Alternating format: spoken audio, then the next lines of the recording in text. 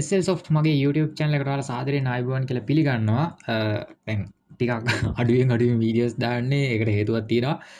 මම ඒ හේතුව කියන්නම් මොකක්ද කියලා. දැන්ම කියන්නේ නැහැ ඒක මොකක්ද කියලා. එතකොට දැන් අද කතා කරන්න ලොකු වීඩියෝ නේ විනාඩියක විනාඩි 2ක විතර වීඩියෝ එකක්. දැන් ඔයාලට එන ලොකු ප්‍රශ්නයක් මේක. දැන් සාමාන්‍යයෙන් ප්‍රොඩක්ට් එකක් eBay එකේ ලිස්ට් කරනකොට ඔයාලට error එකක් එනවා.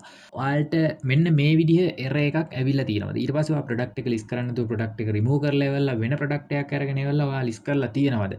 ඔයාලා එහෙම කරා නම් ඒකට හේතුව මෙන්න මේක.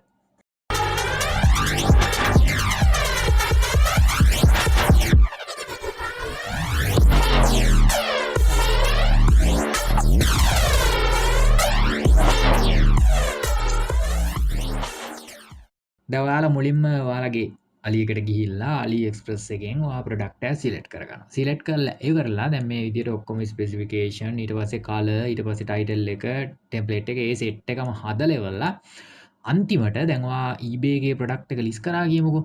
eBay එකේ ප්‍රොඩක්ට් එක ලිස්ට් කරාට පස්සේ ඔයාට එනවා මෙන්න මේ විදිහ එකක්. payment method policy කියලා.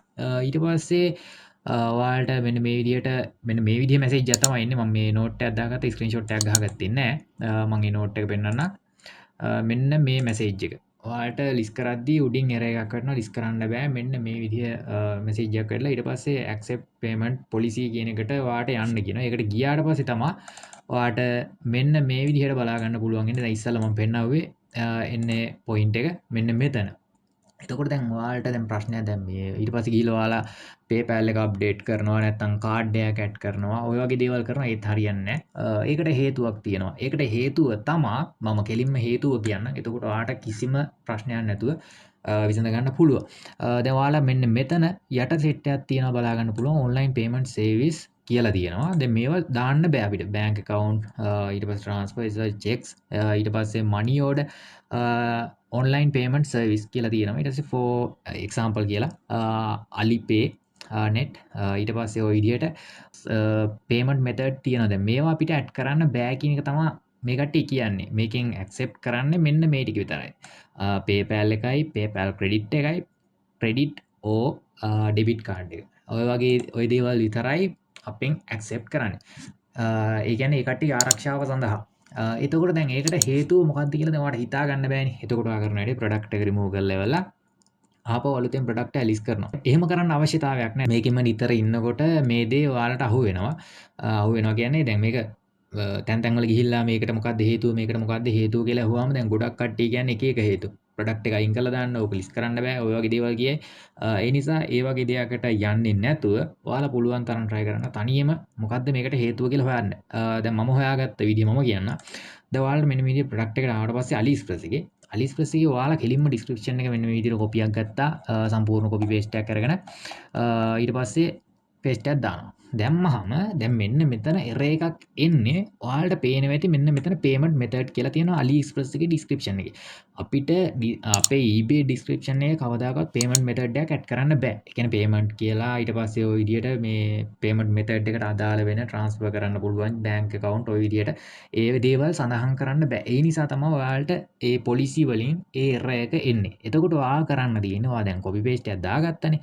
copy paste එකක් දාගත්ත එකේ දැන් මේ payment method කියන එකයි ඊට පස්සේ මේ US ඩොලර් අනම්මනම් ඒ සෙට් එකයි ඒ ටික ඔක්කොම අයින් කරලා ඉවරලා ඔයාලා ප්‍රොඩක්ට් එක හපෝ ලිස්ට් කරන්න බලන්න. එතකොට ඔයාගේ ප්‍රොඩක්ට් එක ලිස්ට් වෙනවා. වෙන මොකොත් නෙවෙයි දැන් මට Alipay කියනකොට තමයි එතන මතක් වුණේ මෙතන මම payment method එකක් add කරානි කියලා. ඊට පස්සේ මෙතන තියෙනවා ඔයාලට බලා ගන්න පුළුවන් AliExpress payment method ඔය වගේ දේවල් මෙතන ගොඩක් සඳහන් වෙනවා. එහෙම දෙයක් සඳහන් කරන්න බෑ. මොකද keyword විදිහට ඒ කට්ටියට ඒක track වෙනවා. track වුණ ගමන් product එක list කරන්න දෙන්නේ නැහැ. කෙලින්ම යන policy වලට. policy වලින් තමයි අපිට දැනගන්න වෙන්නේ.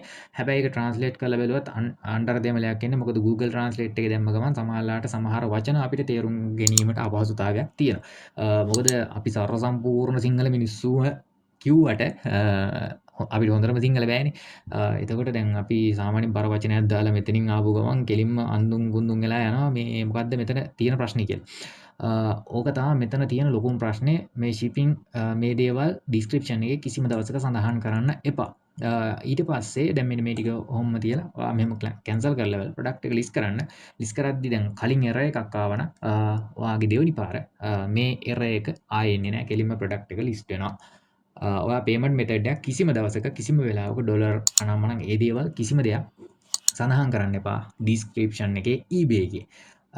ඔය ටික තමයි මට කියන්න වුණේ. මම හිතනවා මේ වීඩියෝ ඔයාලට ගොඩක් වැදගත් වෙන්න ඇති කියලා. මේ වීඩියෝ හොඳයි නම් ලයික් කරන්න, කමෙන්ට්ස් කරන්න, ෂෙයා කරන්න අමතක කරන්න එපා. මාව දැන්ටමත් ෆලෝ කරලා නැත්නම් ෆලෝ කරන්න FB එකේ මගේ ලින්ක් එක දාලා ඇති ඩිස්ක්‍රිප්ෂන් එකේ. ඒ වගේම මගේ ඩ්‍රොප් shipping ශ්‍රී ලංකා group එකට join වෙලා නැත්නම් ඩ්‍රොප් shipping ශ්‍රී ලංකා කියන group එක search කරලා FB එකේ ඔයාලට join වෙන්න පුළුවන්. එහෙනම් අදට මම සමු ගන්නවා නැවතත් අලුත් වීඩියෝ එකකින් හමුවෙමු. මේ SL Soft සියලුම දෙනාට සුබ දවසක්. ජය වේවා.